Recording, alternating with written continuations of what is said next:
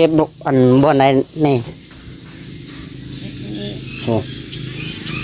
โหขาว่าบ่เจ็บเบิ่งแข็งจนเขียวเบิดโอ้เน่าหนักนะพู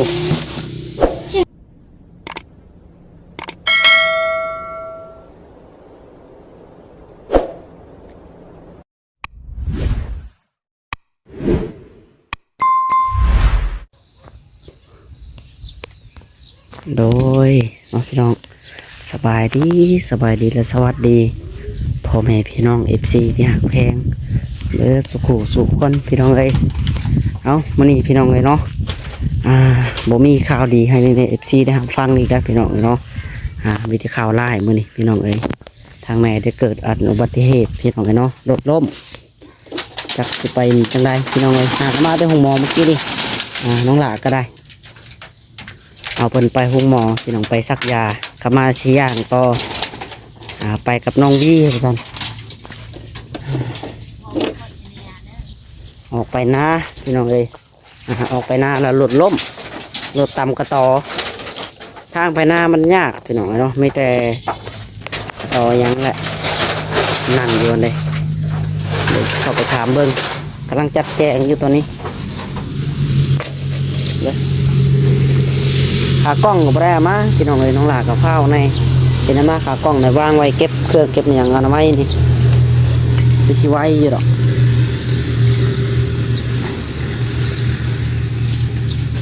ให้ต้องพอเก็บเอายาเคี้ยวเลยยาเคี้ยวเลยเรื่องน้ำมาทาแกยังยานวดนะบอกน้องสวยไปเลยโทรศัพท์ก็บ่ได้มาครับมาแต่เครื่องเดียวบ่ส่งเลยเราบ่ได้มีบ่เฟซอันถ้วยโทรหาถ้วยอันมาเข้ามา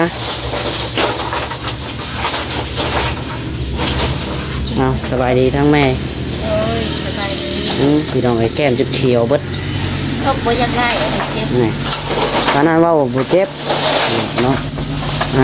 เขาจนดำเจ็บเติมได้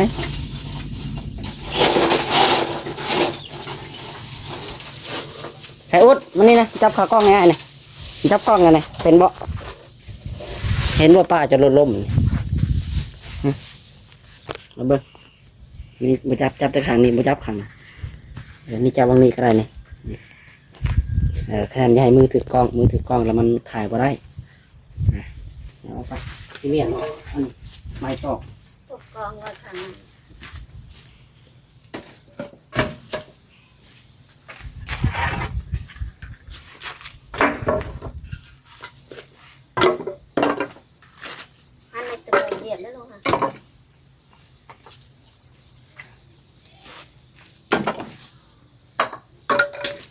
เก็บไม้ตัวยาวตัว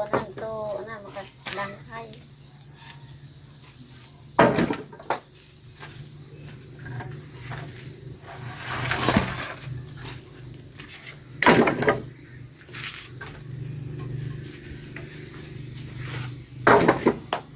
น้องวีผมเห็นอะไรไหมจังลมตำกระตอนน้อยนึงดอกตอนน้อยนึงรถตำตึกรถเขาลงห้องแล้วก็รถมันไม่ได้แกบดินดอกรถเขาจะเนียงเจ้าเบิ่งที่ลมแจ๊บเบิ่งนักดื่มอยู่หน้าจนเขียวไปเลยนอนงายข้างหลังอยู่ในคืนนั่นแหละมันมีโดดลูกฉุกรถขึ้นแล้วก็โดดเอาแม่ใช้ศาสตร์มัน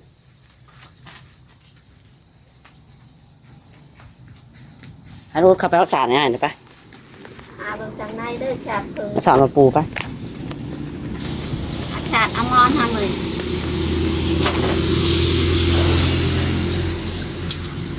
สิแล้วพี่น้องเนาะแบบมันสิเป็นโอ้ย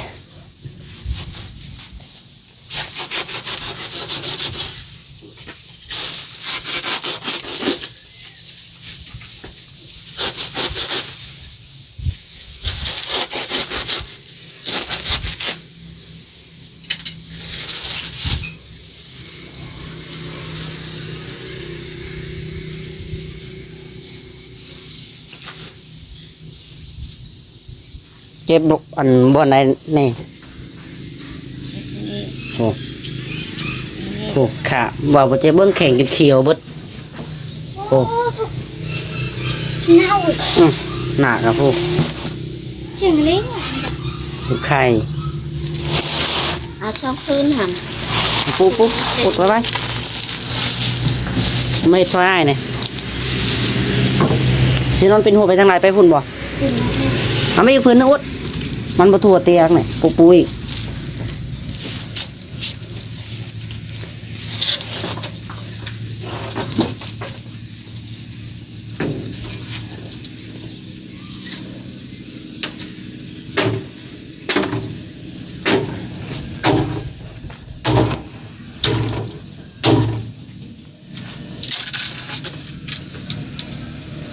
ซ้ำหมดเลย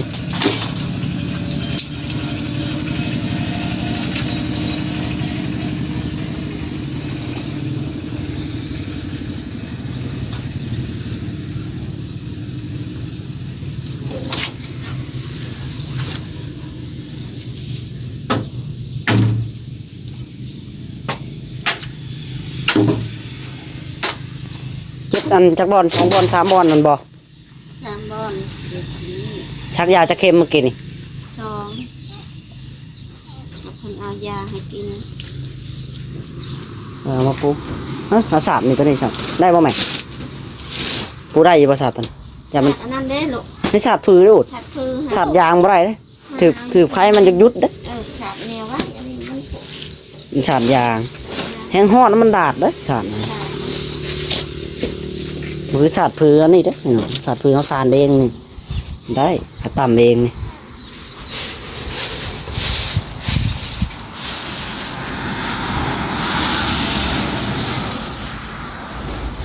มาย่างกันอยู่หลังบ้านพี่น้องเพื่อนตรงนี้แหละ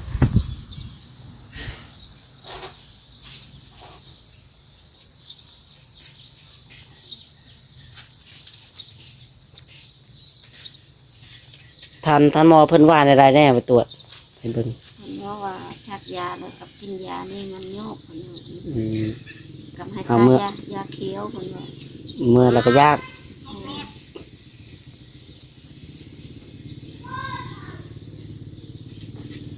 ว่ารับประกันอะไรแม่นี่ว่า บ่เห็นไรสาบอุดว่ะ เห็นในยาปูสำเนียงเพราะแล้ว สาบยันเขาอ้ายไปนาเบิ่งจัก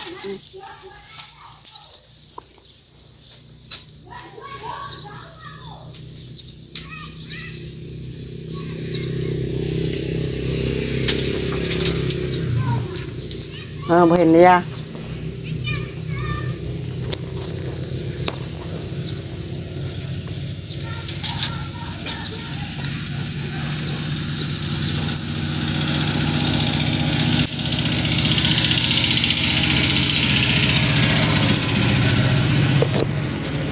เขามาแต่น้องหลานเลยพี่น้องเนาะน้องจ้อยก็ยังอยู่พุ่นละเดี๋ยวว่าที่ถามหาอีกไซน้องจ้อยน้องถั่วไปใช้เห็นมาพุทอันทางเขาอยู่ทางเพิ่นอยู่พุ่นพี่น้องอยู่หน้าทางพุ่นยังทันได้เข้ามากระจายรถบ่เห็นกระจายรถยังหาบ่เห็นอยู่จนจักปากกระจายรถอยู่ใส่ทางนั้นน้องหลาก็ยืมรถน้องดาวมาพี่น้องเอ้ยบ่มีรถ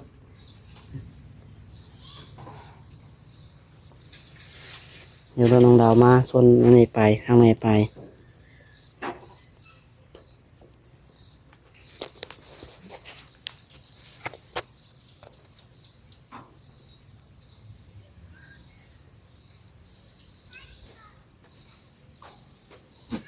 บ่มีรถพี่น้องเขาว่าอยากลงไปกวดอยู่เมืองเบิ่งอยู่ซักยาอยู่เมืองก็ได้อาจจะรถจักรไปอันตรายทางรถแห่งเต็กรถแห่งหลายจากแต่ละแถวนี่แหละจากเส้นอะไรคำว่าเช้าก็ลงไปต่อเบิ่งอัปเดตอาการไปเรื่อยๆพี่น้องเอ้ยทางละก็ได้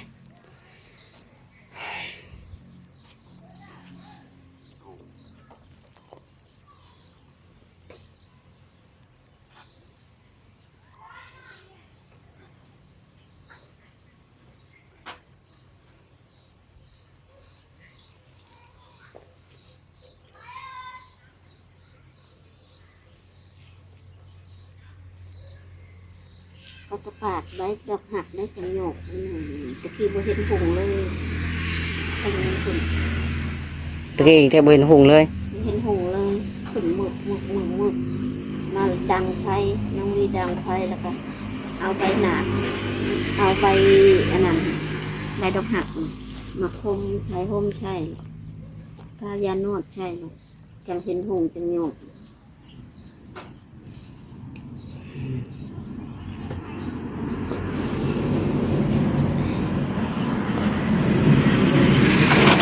เบิดเท่าไหร่สักยาเมื่อกี้นี่ 300,000 ปลาย 300,000มันแพงอย่างนี้ละเนาะยานี่เนาะยาสักมันเจ็บนี่ 3,700,000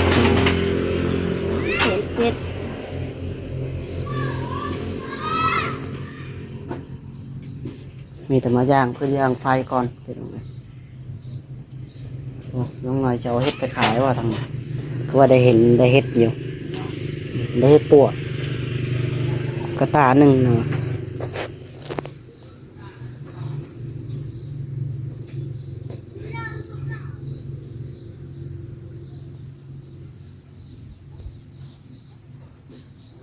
เฮ็ดกับกำลังออกเพื่อนน้องขายไปก็ได้ แม่เขาประกาศกลางคืนลูกอะ อืม น้องวีไป ยังพอจำได้เสือเจ้านะดำๆนะนี่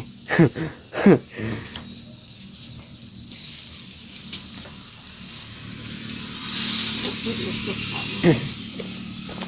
สุกี้กับปลาไพ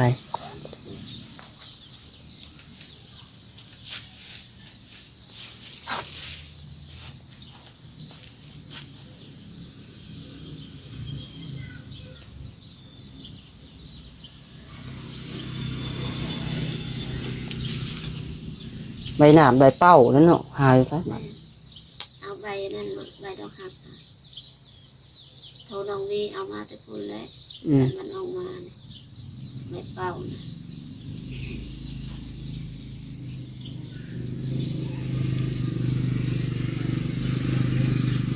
นี่มาลูกแทงเลยพอนี่หมายเอาพื้นหมายเอาเตียงแล้วจ้ะ ใช้น้ำใหม่หรือสิใหม่ นี่พอลูกมัน มันติดแล้วก็เอาออกใหม่ทานติด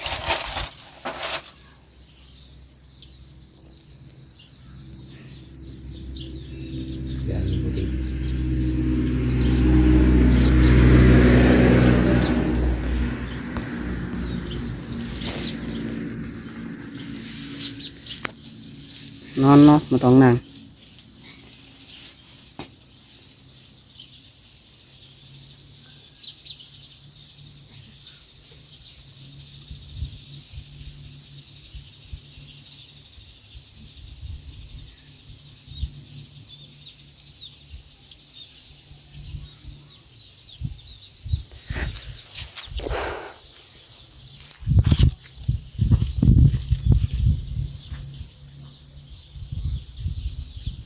น้องวีได้เสียบริเจ็บบ่แม่ ไม่ได้เจ็บเราพอแต่คุกเข่าลงแล้วก็ล้มเจ็บดอก น้องวี เนียงลงมาสิ ผู้เฒ่าสำร่มแล้วก็อันนั้นเอาละไปทางใหม่ตัวนะคือเล็กน้อยเขาร่มบริเจ็บ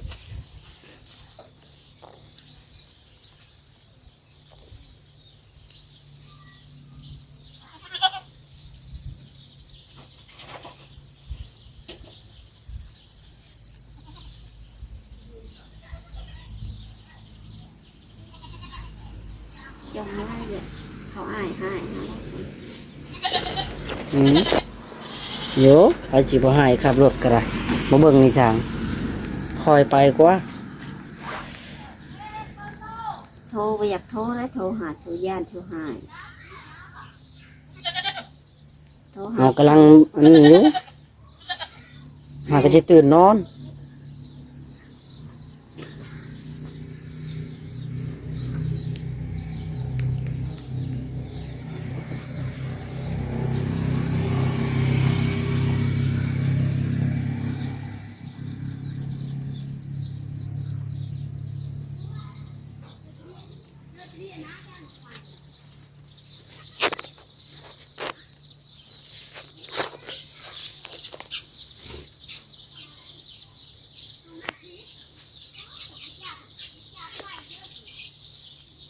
นี่หน่อยส่วนเดียว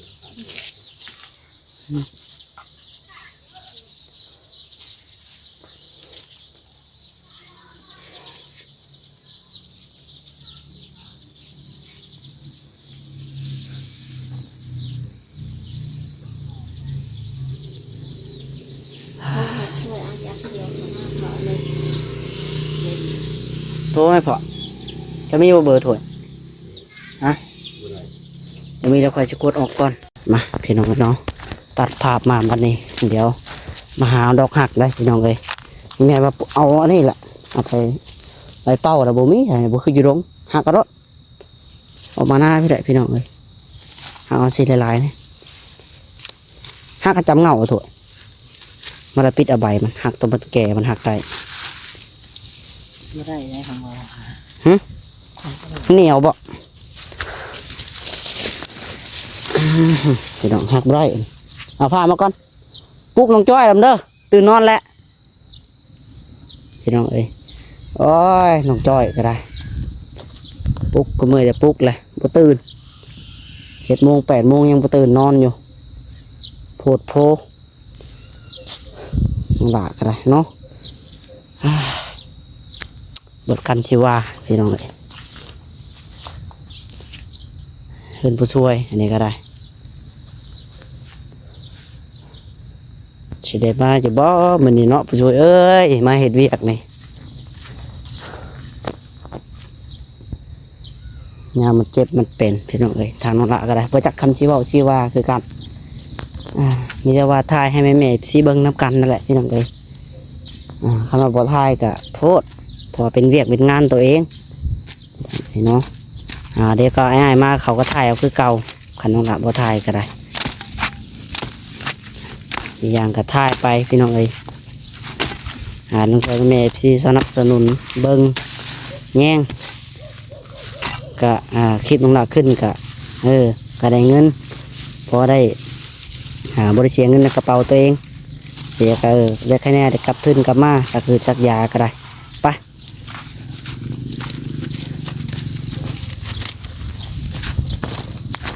นั่นแหละก็วับมาตัดผ้ามาออกมาหน้ารถพี่น้องเอ้ยเสียออกมาเอาใบนี่แล้วก็ทิปเข้านี่ครับเพราะว่าน้องลาบนึ่งเข่าอยู่พี่นึ่งเข่านี่ตื่นมานึ่งเข่านึ่งน้ำพี่น้องเอ้ย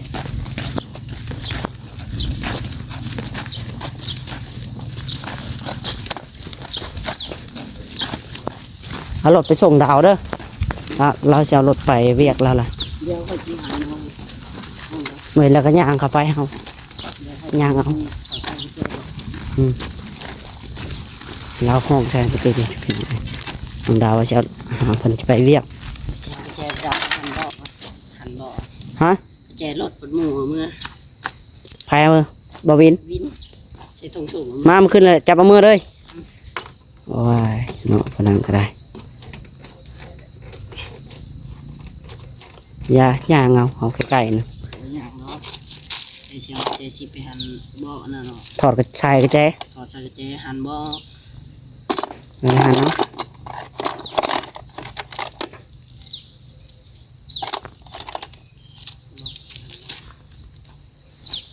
รถน้องลาปัดเอาน้องวีเอาไปพี่น้องเลยเพิ่นเอาไปใช่เขาไปหาซื้อเพอคืออย่างเพิ่นนั่นแหละใช่มาเบิ่งถ้วยก่อน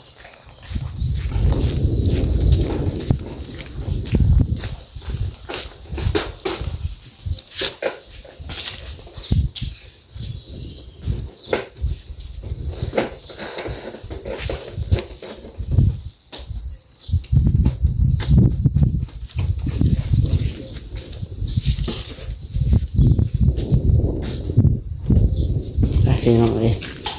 โอเคเดี๋ยวน้องลาขอหยุดกล้องก่อนพี่น้องเนาะสิแหละนี่เดินซานก็ได้น้องลาจะขอโตไปฝนก่อนเก็บเพื่อเก็บของก่อนพี่น้องให้น้องเปิดแปลงรถก่อนบ้างเดี๋ยวเก็บติดเข่าติดน้ำพี่น้องเลยมาพี่ไปพี่น้องเลยเนาะยางเมื่อบาดเนี่ยรถแปลงมาได้ละ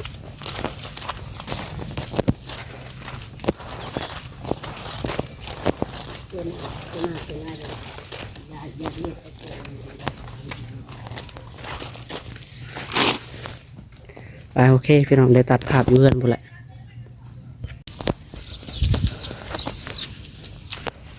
ไปพี่น้องเลยไก่ยอดเรือนละ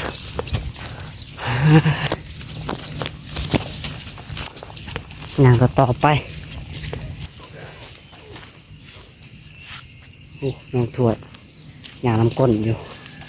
มันก็ยามละก่อนเอาใบนี่พี่น้องเลยไปทางแม่ห่มอ๋อต้องห่อนเลยไกลเติบพี่น้องเลยเพื่อจะฮอดอะไรโอ้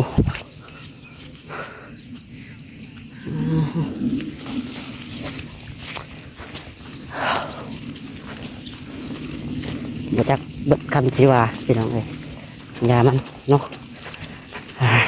สิแหละยามเจ็บเป็นยาก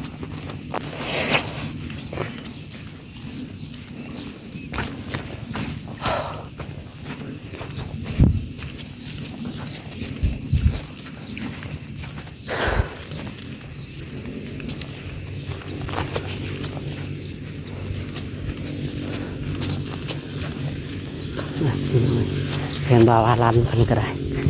ยามมาทางนี้แหละอ๋อต่อเฮือแตน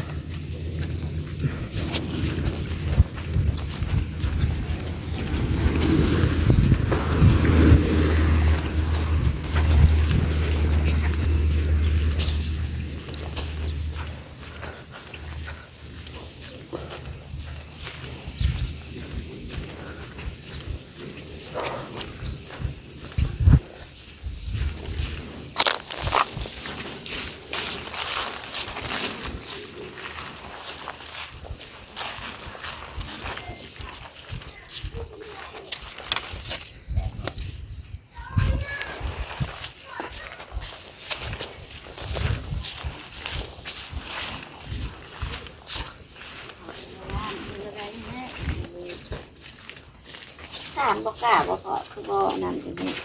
ใบนี้แล้วแม่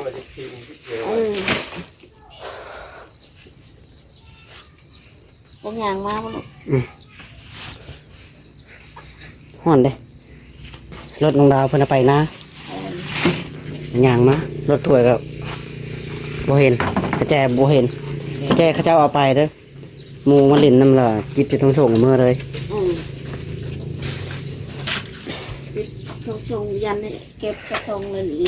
เก็บใส่ถุงอะไรเก็บไว้เอามาบ้านเลย ลืม โทรหากับเพิ่นยังบ่ทันเปิดออกยังบ่ได้ทานกันนะได้ยินว่าสิไปทานกันอยู่นะ มันไปน้ โทรหากับที่ ถ้ามันเห็นเขาแล้วเห็นกระแจนั่นชงเขาแล้วโอ้ยเขาบ่ได้ขี่แล้ว ล็อกรถมันล็อกคอครับตอนใส่แอร์ด้วยนะ ำรถก็รถหลอกคอถอดใส่กระแจได้กะไม่ได้คือเก็ น้องก็นั่งออกมาเลยมาเอาตรงตาที่หู น้องวีกะกำลังจะเข้ามาพี่น้องเพิ่นอยู่หน้าบ่แล้วน้องวีก็ได้เอาไปเกลือหมูเกลือยางรถมาส่งทางแม่ก่อนเกลือหมูก่อนแล้วเข้ามาบัดคิดว่าทางแม่บ่เจ็บมาได้เพิ่นก็ได้ทางแม่ว่าบ่เจ็บทีแรกเราเบิ่งมันว่าซ้ำเบิด เก็บเย็นเก็บเย็น มันก็เจ็บบนผ่าตัดอันแหละพยานที่ชุดก็ได้ตัวซ้ำนำบ่ปานใดดอกพี่น้องน้องว่าบนผ่าตัดบนเคยผ่าตัดมาก่อน เดี๋ยวก็เข้าไว้น้องเอาใจ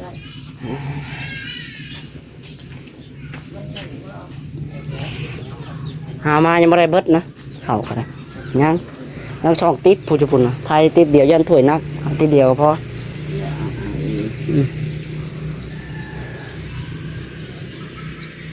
ให้ยาเขียวนะแม่ยาเขียวใช้ถ้วยมาทานยาให้แม่ดูที่ทาตัวไรได้บ่ได้แม่หามาได้ใช่ใช่เองเลยบอก ได้ เนี่ยหนาก็มีแต่ขี้ดินเอายังทาใส่นะมดแดงในหัวเบ่นั่งนะอ่ะพี่น้องไป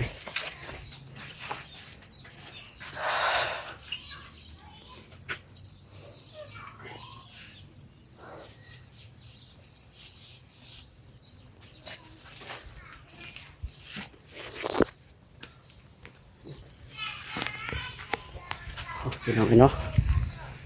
ต้องเฮือแต่ไปโอเคพี่น้องเลยเนาะสำหรับที่นี่ก็ได้ทางน้องหลายจะขอโตวลาไปก่อนพี่น้องเลย